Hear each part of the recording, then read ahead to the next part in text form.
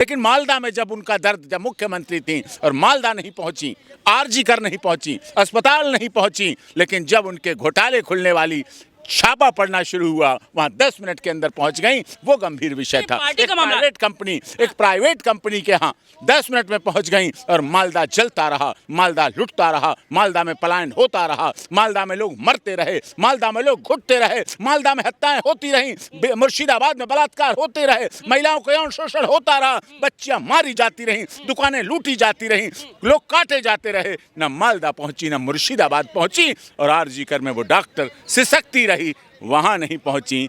जब उनका छापा पड़ा एक कंपनी पर, वहां 10 मिनट में पहुंच गई। वो डाउटफुल था। वो कहा कि इसमें बहुत राज हैं, मैं खोलूंगी तो खोल दूंगी। हम सोच रहे थे दिल्ली में आएंगी, आप लोगों से मिलेंगी तो वो राज खोलेंगी, लेकिन राज तो दब गए, राज तो लेके चली गई। उन्हें राज खोलने चाहिए थे, भ्रष्टाचारियों के नाम उजागर करने चाहिए थे, जो इन्वॉल्व है इसमें उनके नाम आने चाहिए थे। ये आवश्यक है। मुख्यमंत्री को दायित्व था, उनकी रक्षा करनी थी, सुरक्षा करनी चाहिए थी, संरक्षण करना चाहिए था। उन्हें बीएलओ को दर्द दिखना चाहिए, लेकिन यही दर्द मुर्शिदाबाद में दिखता, मालदा में दिखता, आरजी कर में दिखता। अलग तरह की छवि बन जाती, लेकिन उन्हें फिर गंगा की तरह और गंगा जल की तरह, गंगा सागर की तरह पवित्र बनना पड़ता। उन्हें गंगा सागर की कसम दिलाते लोग कि क्या आपने सनातन धर्म के लोगों को रक्षा की, क्या बहनों की, क्या बेटियों की, क्या माताओं की, क्या बच्चियों की, क्या बच्चों की, क्या दुकानदारों की, क्या व्यापारियों की, क्या बिजनेसमैन की, क्या छात्रों की, क्या छात्राओं की रक्षा की आपने? असफल नहीं है, नहीं कर पाए। इलेक्शन कमीशन पे गंभीर आरोप लगा रही है ना, वो तो यही कह रही है। वो तो कह देती है इलेक्शन कमीशन तो बीजेपी का एजेंट है, ऐसा तक आरोप लगा दिया। वही इलेक्शन कमीशन है जब रेल मंत्री थी, वही इलेक्शन कमीशन है जब देश की केंद्रीय मंत्री थी, वही इलेक्शन कमीशन है जो इससे पहले था, इससे पहले सरकारें रहीं, इससे पहले नहीं। इलेक्शन कमीशन ऑफ इंडिया देखे कि कहाँ कराना है, कहाँ नहीं कराना है। ना वो इलेक्शन कमीशन ऑफ इंडिया थी हैं, वो चीफ मिनिस्टर हैं, अपने राज्य की बात करें, अपने राज्य की शिकायतें करें। इलेक्शन कमीशन ऑफ इंडिया से सभ्यतापूर्वक, सद्भावपूर्वक मिलें, ठीक उसी तरह से मिलें जैसे वो देश की पहले भी केंद्र में रेल मंत्री रहीं, सांसद रहीं, भारतीय जनता पार्टी के साथ अलायंस रहा, गठबंधन रहा, तब भी यही इलेक्शन कमीशन ऑफ इंडिया था, तब भी यही आर्मी थी, तब भी यही थल सेना, जल सेना, वायुसेना थी, तब भी यही सरकारें थी। उसी तरह से उन्हें कार्य करना चाहिए। अब उन्हें हारती हुई अपनी लग रही है, उन्हें लग रहा है कि 50-50% जो माननीय गृह मंत्री अमित शाह जी ने बोल दिया है वो हो गया है। अब उन्हें लगता है सरकार जा रही है, सरकार गिर रही है, तो कहीं तो वो बाबरी मस्जिद बनवाती हैं, कहीं महाकाल उज्जैन का मंदिर बनवाती हैं। उन्हें समझ में नहीं आता। लेकिन जब उन्हें जाना था, मालदा नहीं पहुंची, मुर्शिदाबाद नहीं पहुंची, हिंदू पलायन करते रहे, लोग भागते रहे, लोग डरते रहे, लोग पिटते रहे।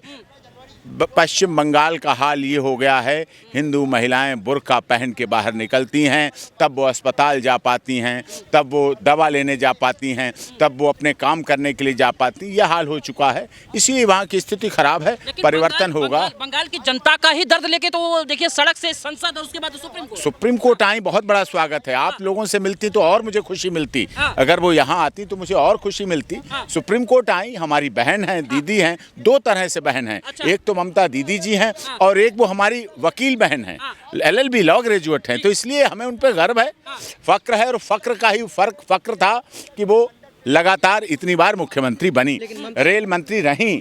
उन्हें, मुझे याद है घटना, मेरी गाड़ी एक बार पीछे थी जब वो रेल मंत्री थी, उसी रोड से हम निकलते, वो निकल रही थी, एक एक्सीडेंट हो गया, वो रुक के उन्होंने उसे उठाया, अपनी गाड़ी में बैठाला, जाम लग गया, लेकिन बैठाल के लेके अस्पताल गई। वो उनका दर्द मुझे अच्छा लगा। लेकिन मालदा में जब उनका दर्द, जब मुख्यमंत्री थी और मालदा नहीं पहुंची, आरजी कर नहीं पहुंची, अस्पताल नहीं पहुंची, लेकिन जब उनके घोटाले खुलने वाली छापा पड़ना शुरू हुआ, वहां 10 मिनट के अंदर पहुंच गई। वो गंभीर विषय था। एक प्राइवेट कंपनी के यहाँ 10 मिनट में पहुंच गई और मालदा जलता रहा, मालदा लुटता रहा, मालदा में पलायन होता रहा, मालदा में लोग मरते रहे, मालदा में लोग घुटते रहे, मालदा में हत्याएं होती रहीं, मुर्शिदाबाद में बलात्कार होते रहे, महिलाओं को यौन शोषण होता रहा, बच्चियां मारी जाती रहीं, दुकानें लूटी जाती रहीं, लोग काटे जाते रहे। न मालदा पहुंची, न मुर्शिदाबाद पहुंची, और आरजी कर में वो डॉक्टर सिसकती रही, वहां नहीं पहुंची।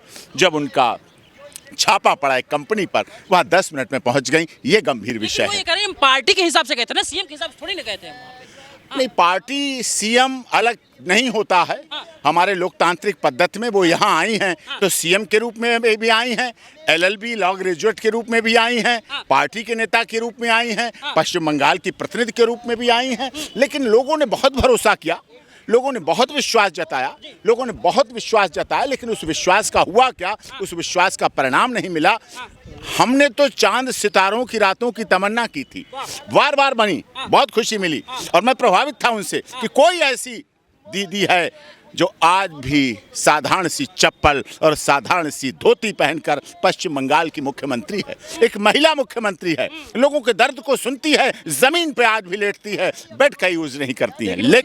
लेकिन जब उन्हीं बेडों में नोट भरे मिलते हैं, घोटाले होते हैं, तब डर लगता है कि ये उचित नहीं था। भ्रष्टाचार का वो उस पार्टी के गठबंधन में रही थी जो भय भूख भ्रष्टाचार के खिलाफ लड़ा था। आज पश्चिम बंगाल में भय भी है, भूखे भी हैं, भ्रष्टाचार भी है और सनातन धर्म के लोगों का अपमान भी हो रहा है। लेकिन एक बात बताइए, जो अभी आज जितनी दलीलें उन्होंने दी, उन दलीलों में आप किस हिसाब से देखते हैं? क्या उन्होंने पक्ष अपना थोड़ा कमजोर कर दिया क्या?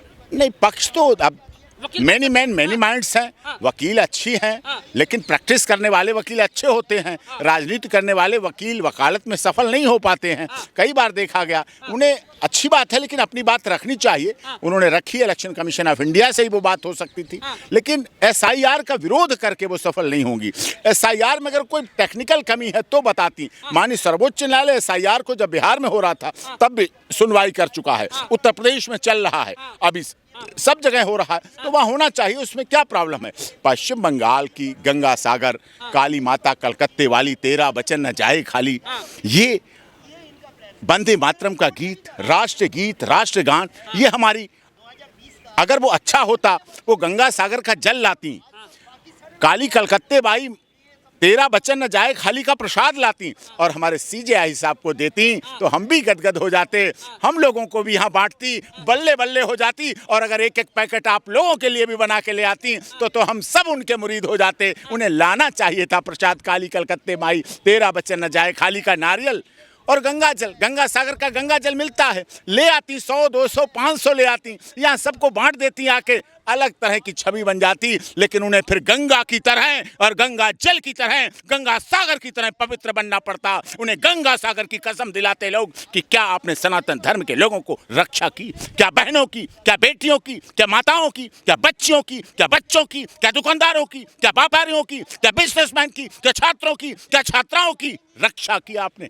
असफल नहीं है, नहीं कर पाए। इलेक्शन कमीशन पे गंभीर आरोप लगा रही है ना, वो तो यही कह रही है। वो तो कह देती है इलेक्शन कमीशन तो बीजेपी का एजेंट है, ऐसा तक आरोप लगा दिया। वही इलेक्शन कमीशन है जब रेल मंत्री थी, वही इलेक्शन कमीशन है जब देश की केंद्रीय मंत्री थी, वही इलेक्शन कमीशन है जो इससे पहले था, इससे पहले सरकारें रही, इससे पहले नहीं, वो वही है सब। लेकिन अब तक कह रहे हैं कि बीजेपी वाले अपने बंदे को बैठा दे रहे हैं इलेक्शन कमीशन में, पहले वाले निष्पक्ष होते थे। अब वो तो क्या आरोप है, आरोपों का क्या आरोप, तो कोई कुछ लगाओ। आरोप प्रत्यारोप की राजनीति चल रही है, गलत चल रही है। देश की संवैधानिक संस्थाओं पर आरोप लगाना, देश के इलेक्शन कमीशन ऑफ इंडिया पे, देखिए चुनाव आएंगे जाएंगे, सत्ता आएगी जाएगी, हार होगी जीत होगी, गठबंधन होगा, सरकार बनेगी बिगड़ेगी, मध्यावधि चुनाव होंगे, सब कुछ होगा। लोकतंत्र, हम मदर ऑफ डेमोक्रेसी हैं। हमारी लोकतंत्र दुनिया का सबसे बड़ा लोकतंत्र है, हमारा संविधान दुनिया का सबसे बड़ा संविधान है। लेकिन किसी संवैधानिक पद पर बैठे हुए लोगों पर इस तरह आरोप प्रत्यारोप लगाना पूरी तरह से गलत है, दुर्भावनापूर्ण है। वर्किंग के दौरान बीएलओ जो है मारे गए, उनका दर्द हो उनके पास, वो इसीलिए यहाँ पे आके तो उनकी रक्षा करनी चाहिए थी, सुरक्षा करनी चाहिए थी। कौन करेगा? माननीय अमित शाह जी तो नहीं जाएंगे, आप तो यहाँ सुप्रीम कोर्ट वाले तो नहीं जाएंगे। उन्हें मुख्यमंत्री को दायित्व था, उनकी रक्षा करनी थी, सुरक्षा करनी चाहिए थी, संरक्षण करना चाहिए था।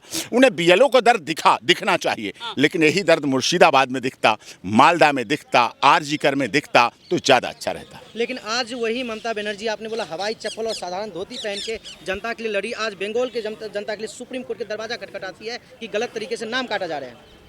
आई तभी तो मैंने उनका स्वागत किया, अच्छा लगा, आना चाहिए। हमारी लॉ ग्रेजुएट हैं, लीगल फ्रेटर्निटी की साथी हैं, आना चाहिए। लेकिन बीच में जब छापे पड़े तब वो 10 मिनट के अंदर पहुंच गई, ये डाउटफुल था।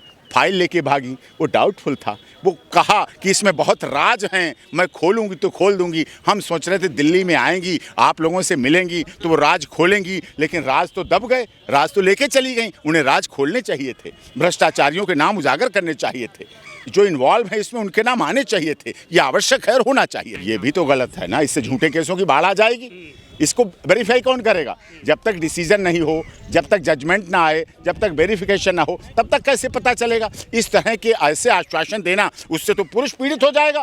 फिर पुरुष जाएगा कहाँ? फिर तो झूठे केसों की लाइन लग जाएगी, फिर जाएगा कहाँ?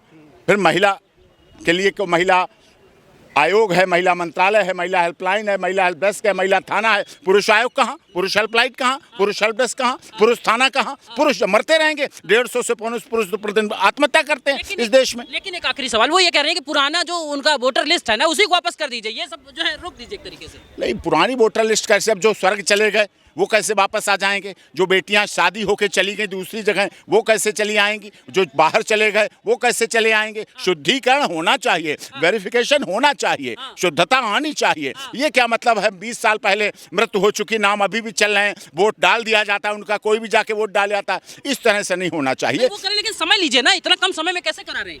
नहीं तो साधन और बढ़ाएं। चुनाव से पहले तो होगा या चुनाव के बाद होगा वेरिफिकेशन? जब चुनाव के बाद होगा, चुनाव के बाद तो नहीं होगा, चुनाव से पहले वेरिफिकेशन होगा और उसी समय वेरिफिकेशन उसका माना जाना चाहिए। तो आप ये कह रहे हैं कि ममता